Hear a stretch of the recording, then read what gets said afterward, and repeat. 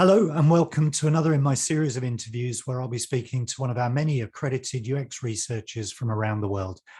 My name is Paul Blunden. I'm founder of UX247 and we help product owners, designers and researchers deliver high-performing products and services. So let's meet my guest today. Hello, Shilpi. Thank you very much for giving up your time to speak with me today. I know we know each other from a few years back, but can I start by asking you to introduce yourself? Hi, and thank you for having me. So I'm Shilpi, as you mentioned. I'm a user researcher. I have been a user researcher for over 17 years now, and working in various different sectors, both within agencies, which is where I know you from, our Foviance days, kind of quite early in my career, and also in client-side corporation companies, etc. Yeah, so that's kind of who I am in a nutshell. Good stuff. And have you always been based in the UK? Yes, born, brought up, studied and worked always in the UK. Right, okay. And I've been doing this sort of series of interviews with people all over the world. And of course, all of our researchers, regardless of where they are bilingual English, but some of them have amazing language skills and run research in all sorts of different languages. Can I ask you whether you have any sort of languages you're fluent in outside of English? So I am Punjabi, by background. I would say I'm semi-fluent in Punjabi and I understand Hindi as well, which is a universal language within India. Although I have never done any user research in those languages, I purely, it's English for me. Okay. And I think if I recall, when I first met you, you were doing quant research, but I might be slightly mistaken. But I wanted to ask, how did you get into UX research? What was it that attracted you? Um, this is going back obviously a very long time. Um, So I've always been predominantly a qualitative researcher. I think, so what happened was I did my undergraduate degree in psychology, like a lot of user researchers typically tend to have that background.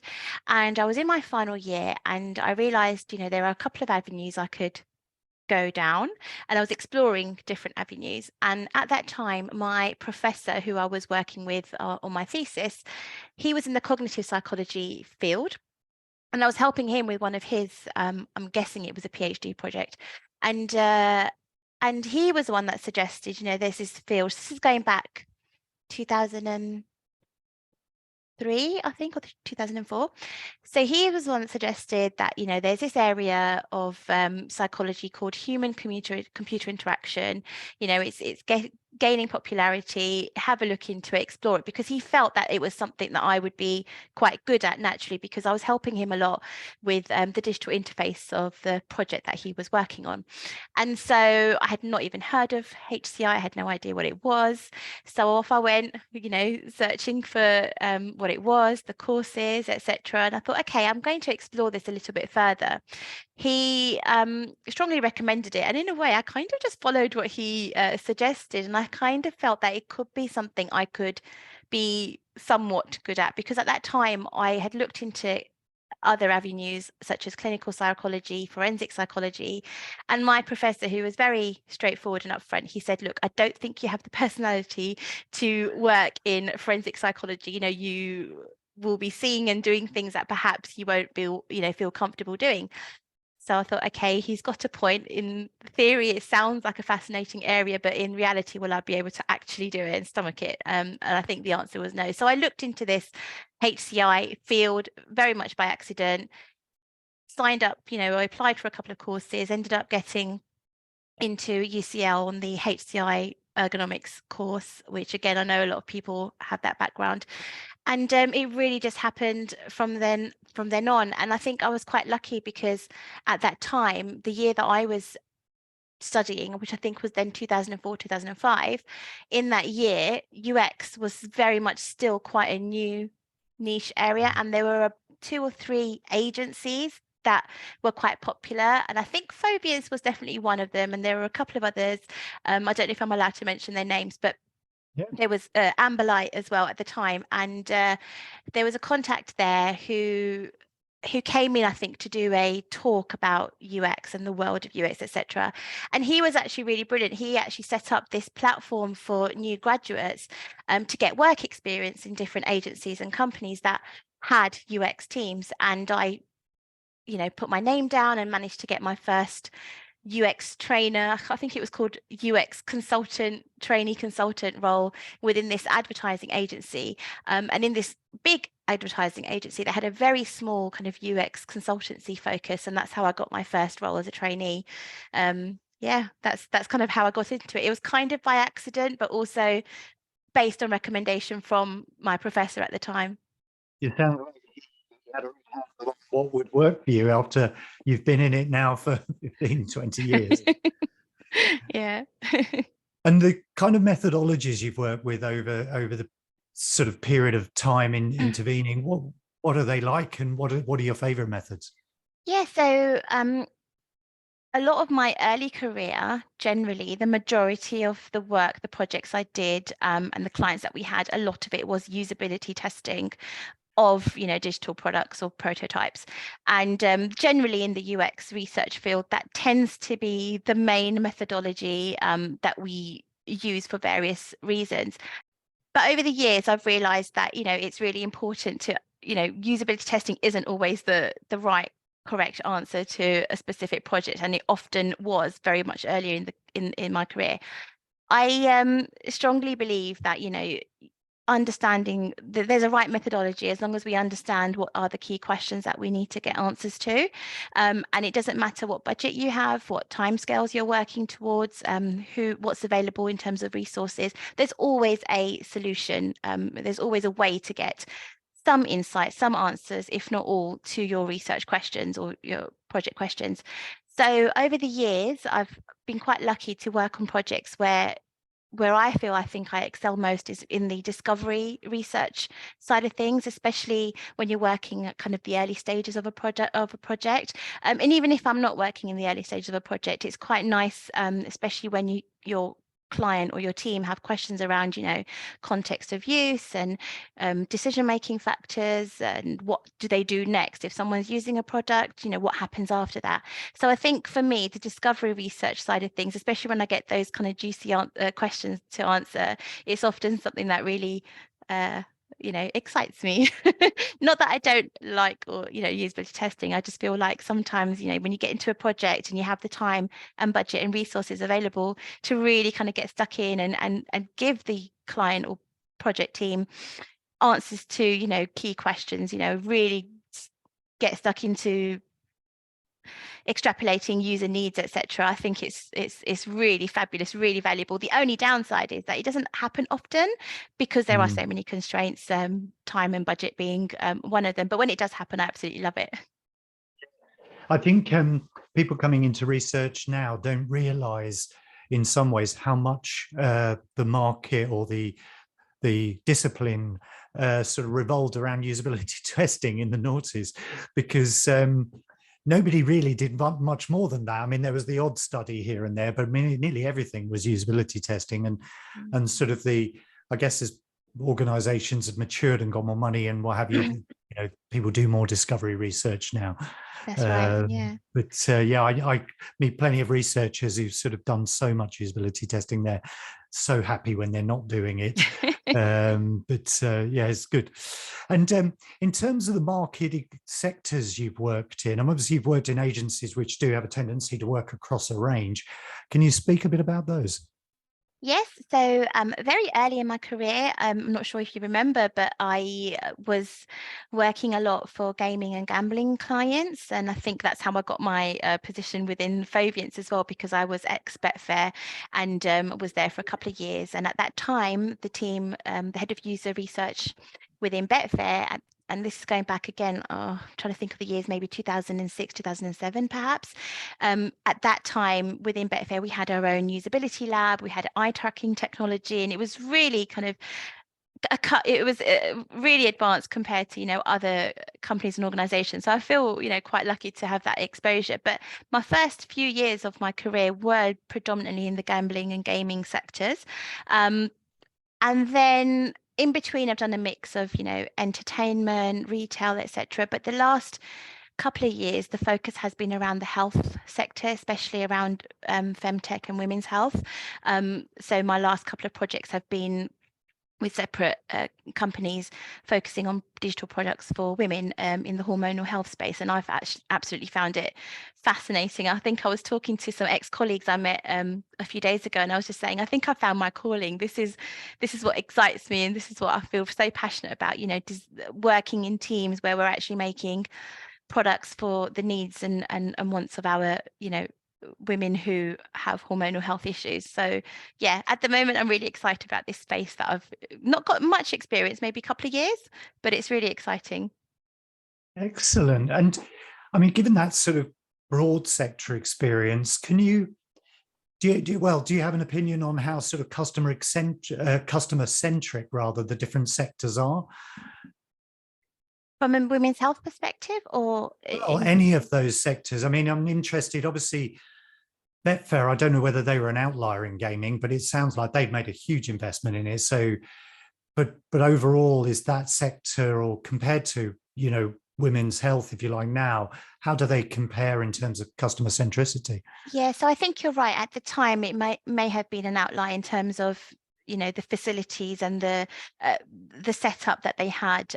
It was a really big UX team with designers, UI designers, UX designers, as well as quite a big research team, which doesn't often happen. Sometimes you can be a single researcher in a massive UX team with other roles. So in terms of my understanding of that sector now, it's probably less, I kind of know less now about it. In recent years, where I have worked, for example, if we think about the women's health, I think there's certainly a strong desire to be user-centric. The intention is there. The work is being done to try and understand and meet the needs, understand our users, listen to our users, observe what they're doing, as well as, listening to them. And I think it's quite a tricky situation, because what I've noticed, and this is not specifically in women's health or in the femtech space, but I have noticed in recent years where companies perhaps were more user-centric, in very recent years, there's this kind of small shift that's happening where I feel like perhaps some companies still have that intention and desire to be as user-centric as they can be, but they are also driven by delivery and results, revenue results, etc. And sometimes it's kind of difficult to then find that balance. And in some rare cases, you might find that perhaps certain things from a user experience perspective get pushed to the side, which isn't great. But I do think the desire and the passion is there. So one of the recent projects I've worked on, it was, I would say, extremely, user-centric. The goal was to really understand and really kind of speak to users in this specific hormonal health space, which generally is under researched and underdeveloped, and lots of work needs to be done. So we've been working on this product that hopefully will be launched later on this year, which it has been designed with women's needs in mind, with a lot of research that has gone into it, even prior to when I joined the project team. Like, years of work has gone into this, which actually is a rarity. But then there are also goals that teams will have. So there will come a point where actually, so we've had this product out there, which is great, but now we need to perhaps think about monetization. And I think that's where sometimes there's that fine line between, okay, where does the user experience get compromised, and where do we kind of find that balance between making money and also being as customer focused as we can and should be. So I was going to ask about the challenges organizations face when doing user research. And it sounds like you're sort of describing a situation where they're having to make a choice between financial performance or doing research. And so do you think organizations see that as a separation, and that is a major challenge?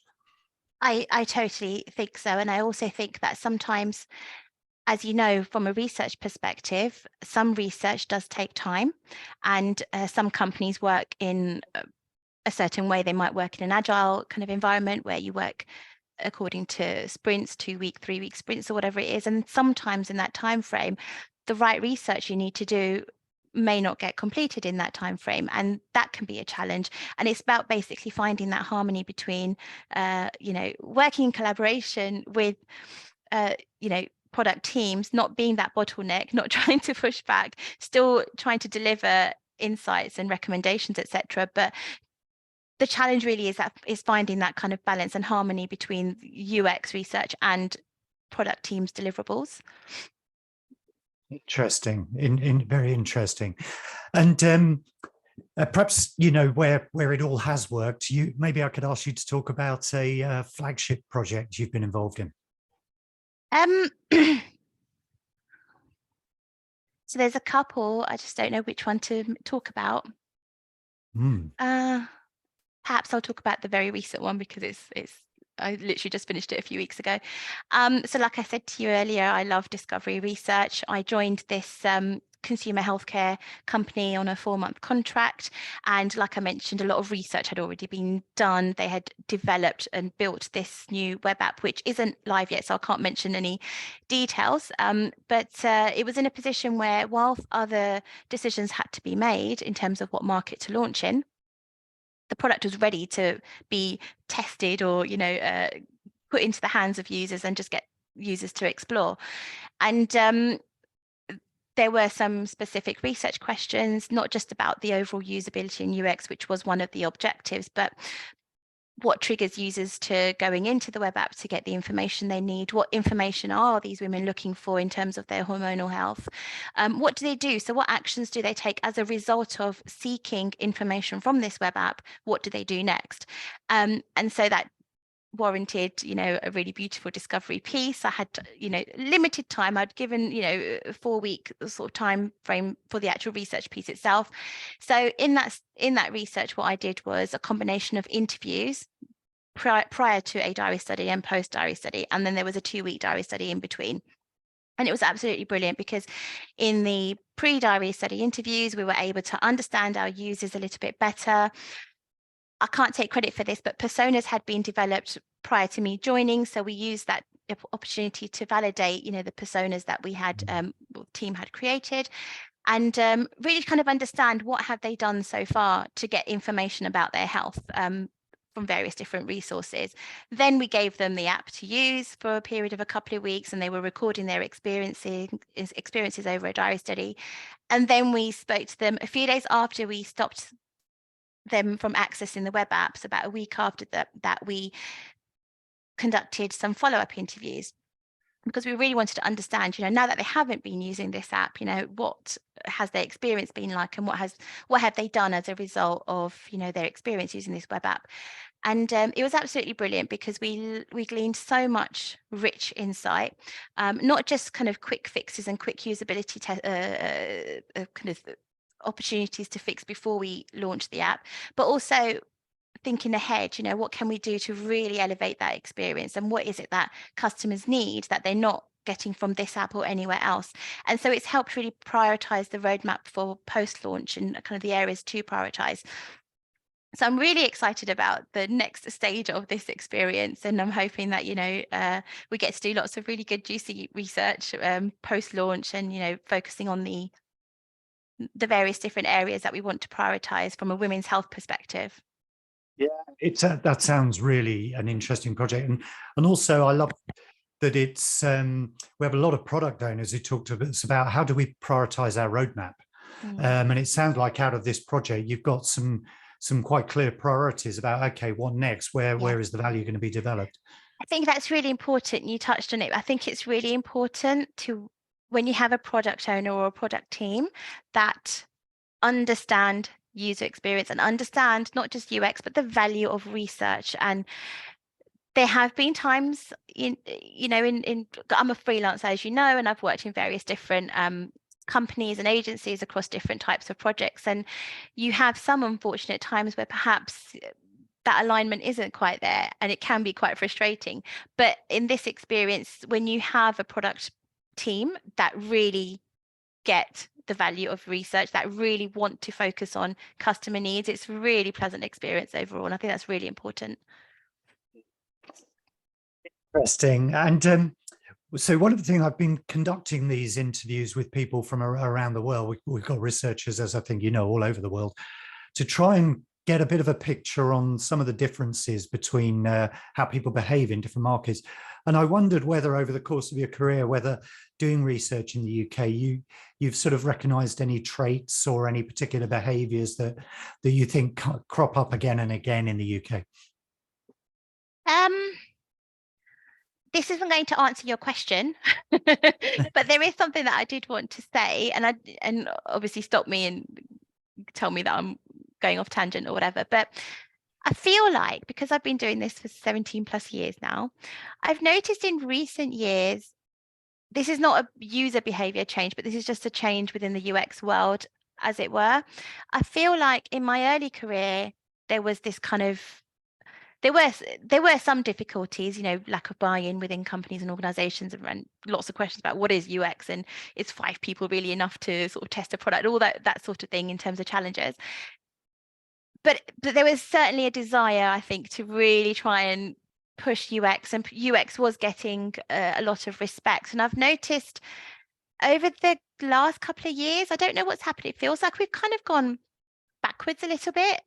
We've started off where we've had to educate product teams and companies, and then all of a sudden, there's research jobs popping up everywhere, and teams are building their UX and research team, teams within the organization, and there's more jobs than there are people. But I'm kind of almost noticing, and it's actually quite a sad observation I see on LinkedIn, where you see lots of researchers being made redundant and looking for work, etc. And I think that's something that has really kind of something I've been thinking about in the past few months. Where is research, or is UX in general, is it where it used to be, and is that kind of respect still there for it? Is that need within organizations for the value of what a UX team and good researchers can bring to the team, is that still there? And that's something I have noticed within the UK market, where I feel like it started off well, and then it got better, and now it's kind of, I don't know, it kind of feels like we're losing that customer centricity, as it were, within organizations. And I think that's quite sad, especially when you see the amount of redundancies that are happening recently. But from a user behavior perspective, I really struggled to think of what I've noticed, as a kind of key trait or a theme. I think that's a really interesting observation. I think, like you, it sort of saddened me with the redundancies. Of course, there are redundancies in lots of different roles, so we can't sort of single out research. Yeah, of course. But I do wonder whether your point about education, that research still, it's made it into the way we do products, if you like, in some organization, but it's still something that's expendable in a way that other roles in the team aren't. And it does seem a bit odd that you can sort of decide, oh, well, we're not going to build our products that way anymore, we'll just guess. It does seem quite sad after 20 years of really a lot of evidence, but Yeah. I guess you and I have tremendous bias, so we're given the roles we're in. But anyway, that is a really interesting observation. Thank you for sharing it. And I wanted to ask final sort of couple of questions. What's inspiring you at the moment? Again, this is a question that I often struggle with. I have recently bought a couple of books in the kind of UX space. So when I was early on in my career, I very much was interested in going to lots of different talks and conferences, and I bought every single UX book that was out there. And then I don't know whether it was complacency on my end, but as I got more experience and as I kind of established my way of working on projects, etc., I kind of stopped doing all that. And then it's only in the recent years, and I think what really struck me was one of the contracts I was working on last year, which was another female health company.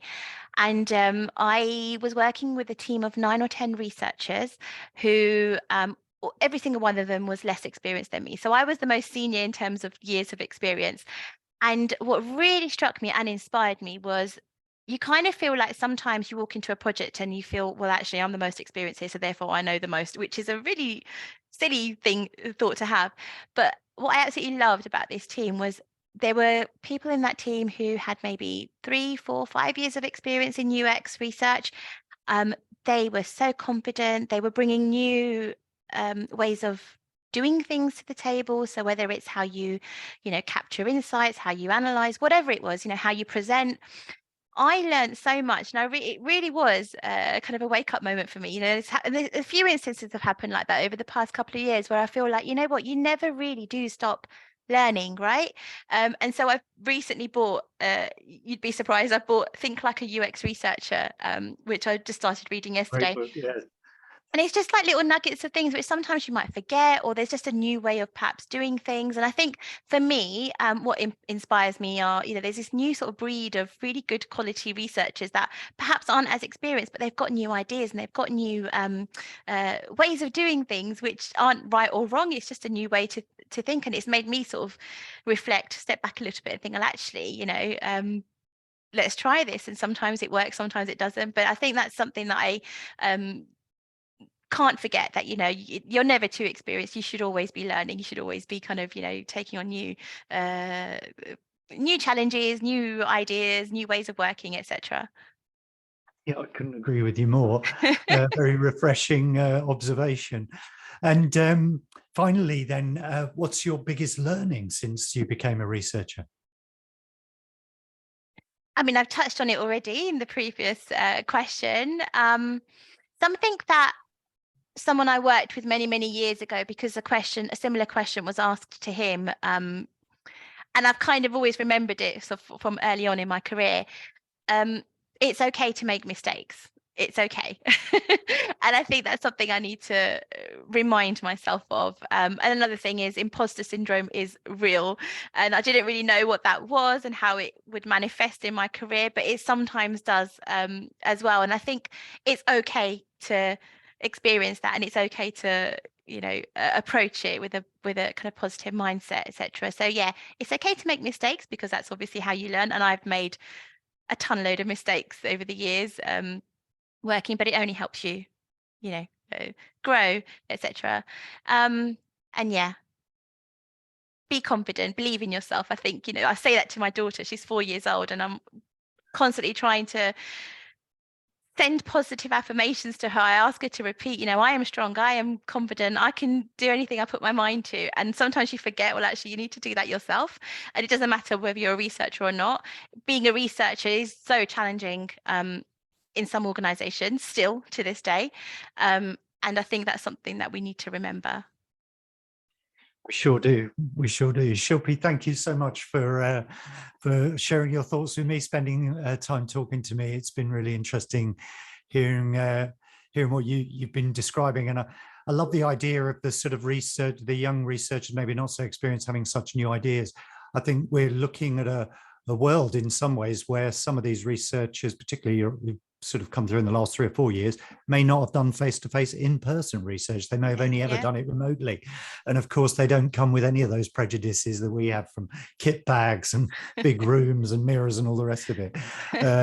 Really, really good observation about that. I think everybody's going to be really interested in what you've got to say. And thanks for spending the time with me. Thank you for having me. I hope you found that as interesting as I did. It was great to hear from Shilpi about, well, how she got into UX research, but also I think her thoughts on what was going on in the market right now. I thought the case study as well about her project that had led to sort of prioritizing the product roadmap. I thought that was really fascinating. We come across that problem all the time, and I'm sure you've seen it yourselves. Anyway, thank you for watching. My name is Paul Blunden. I'm founder of UX247. We help product owners, researchers, and designers deliver high-performing products and services. And if you want to find out more about what we do, please visit our website. That's ux247.com.